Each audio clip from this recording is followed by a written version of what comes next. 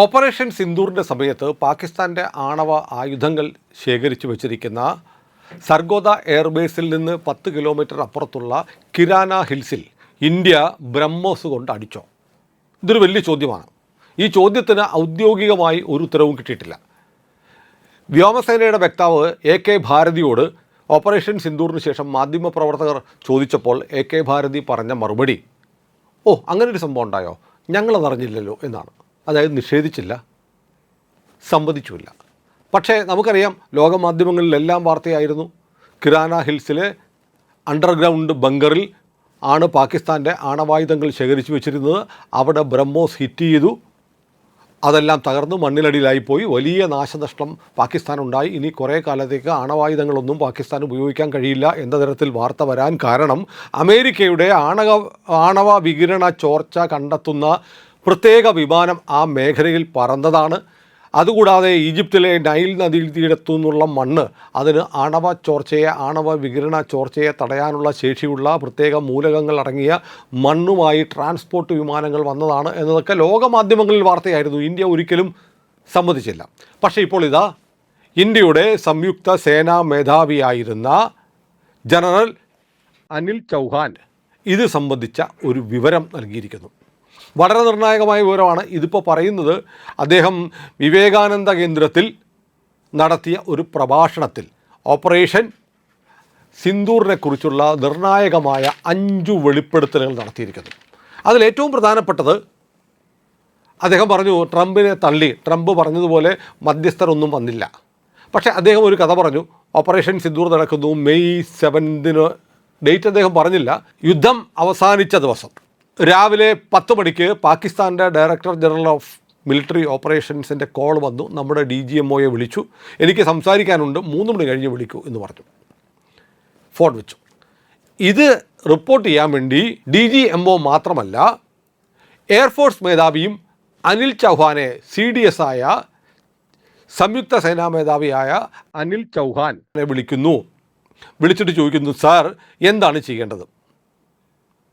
അപ്പോൾ Indian army, Indian സേന വളരെ നിർണായകമായ ഒരു തീരുമാനമെടുത്തിരുന്നു.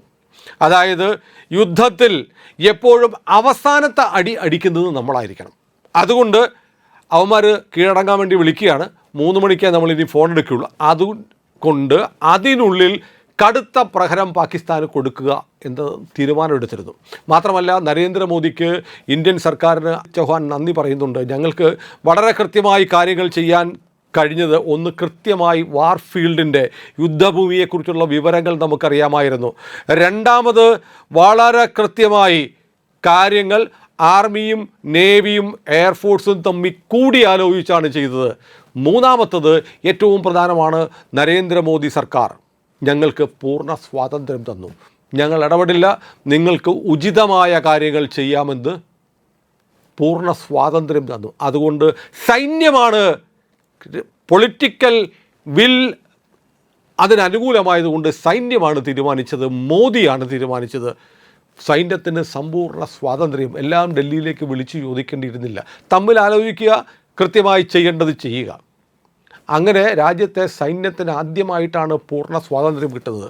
അത് ഞങ്ങൾ ഫലപ്രദമായി വിനിയോഗിച്ചു.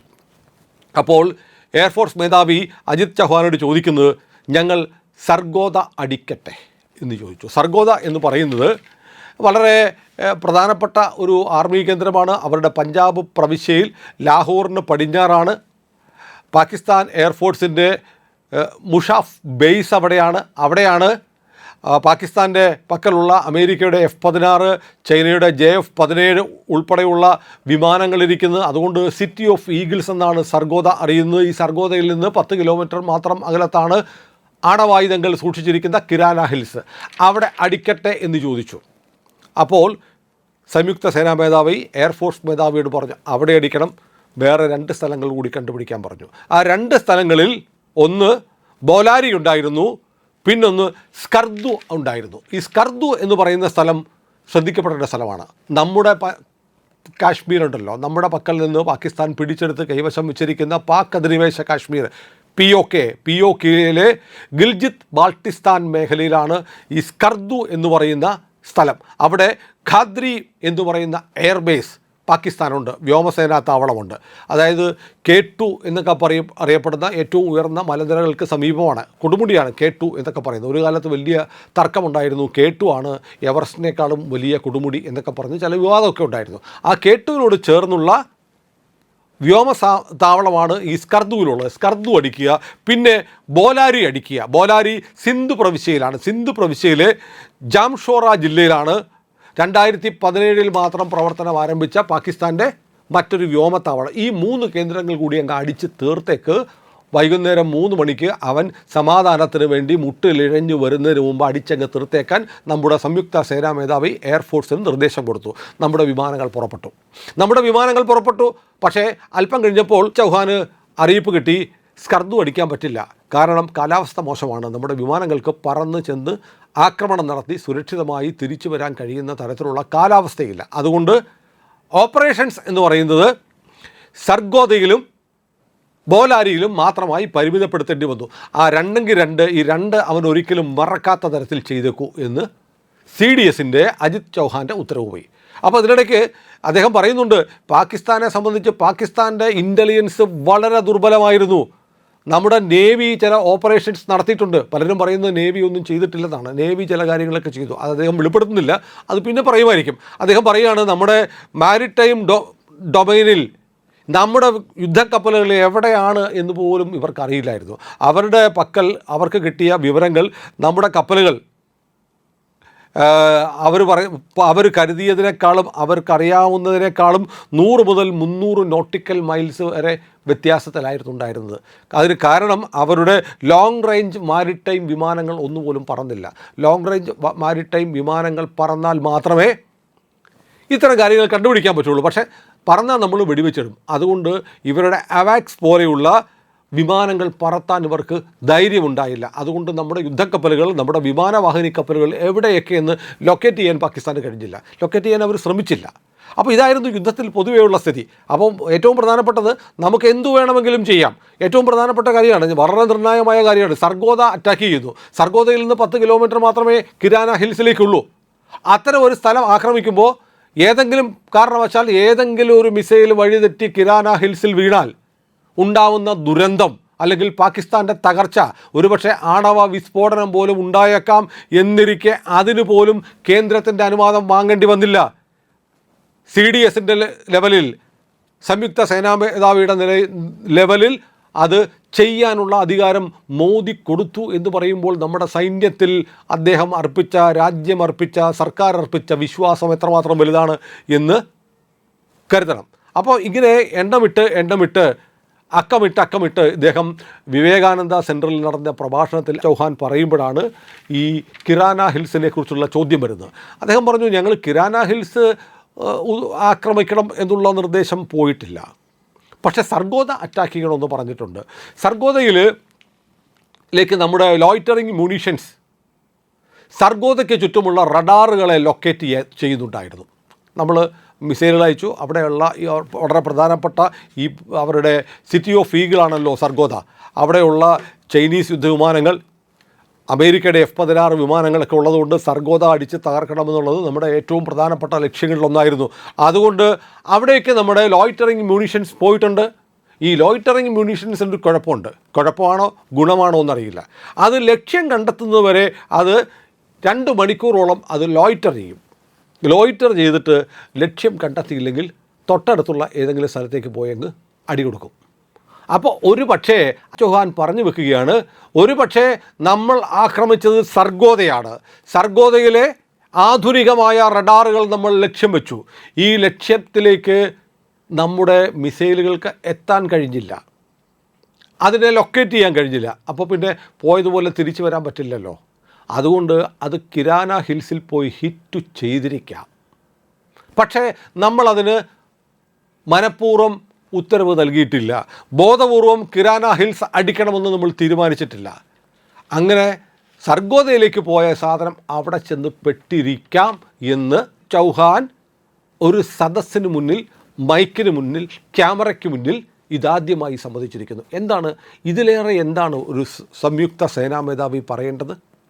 അദ്ദേഹത്തിന് അത്രയൊക്കെ പറയാൻ പറ്റുള്ളൂ. അദ്ദേഹത്തിൻ്റെ പരിമിതിക്കുള്ളിൽ നിന്ന് അദ്ദേഹം ഉത്തരം പറഞ്ഞു കഴിഞ്ഞു. മെയ് 30-നാണ് ചൗഹാൻ സംയുക്ത സേനാ മേധാവി എന്ന ചുമതല വിടുന്നത്. 3 വർഷവും 8 മാസവും അദ്ദേഹം ജോലി ചെയ്തു. അദ്ദേഹത്തിൻ്റെ കാലത്താണ് ഓപ്പറേഷൻ സിന്ദൂർ നടന്നത്. ഇന്ത്യ വലിയ നിർണായകമായ വിജയം നേടി. ആ വിജയത്തിൻ്റെ കൂട്ടത്തിൽ ഇതുവരെ ഔദ്യോഗികമായി സ്ഥിരീകരിക്കാത്ത ഒന്നാണ്, പാകിസ്ഥാനും പറഞ്ഞിട്ടില്ല, നമ്മളും പറയുന്നില്ല. കിരാന ഹിൽസ് എന്താണ് പറ്റിയത്? കിരാന ഹിൽസ് പക്ഷേ പഴയ കിരാന ഹിൽസ് അല്ല ഇപ്പോഴത്തെ കിരാന ഹിൽസ്. അതിനുശേഷമുള്ള ഉപഗ്രഹ ചിത്രങ്ങൾ വന്നു. ആ മലനിരകളിൽ വലിയ ഡാമേജ് ഉണ്ടായിട്ടുണ്ട്, വലിയ ഗർത്തങ്ങൾ കാണുന്നുണ്ട്. അവിടെ ഭൂമിക്കടിയിലുള്ള ബങ്കറുകളിലാണ് ഇവരുടെ ആണവ സ്റ്റോക്ക് പൈൽ സൂക്ഷിച്ചിരുന്നതെന്ന് എല്ലാവർക്കും അറിയാം. ലോകം അത് സമ്മതിക്കുന്നുണ്ട്, അമേരിക്ക സമ്മതിക്കുന്നുണ്ട്, പാകിസ്ഥാൻ നിഷേധിച്ചിട്ടില്ല. അതിൻ്റെ വലിയ AC വെൻറ്റിലാണ് നമ്മുടെ ബ്രഹ്മോസ് ചെന്ന് പതിച്ചതെന്നാണ് പറയപ്പെടുന്നത്. അതാരും പോയി നേരിട്ട് കണ്ടിട്ടില്ല. കാരണം നമുക്ക് അവിടെ പോയി ഇന്ത്യക്കാർക്ക് കാണാൻ കഴിയില്ലല്ലോ. പാകിസ്ഥാൻ സൈന്യത്തിൻ്റെ അധീനതയിലുള്ള പ്രദേശമാണ്.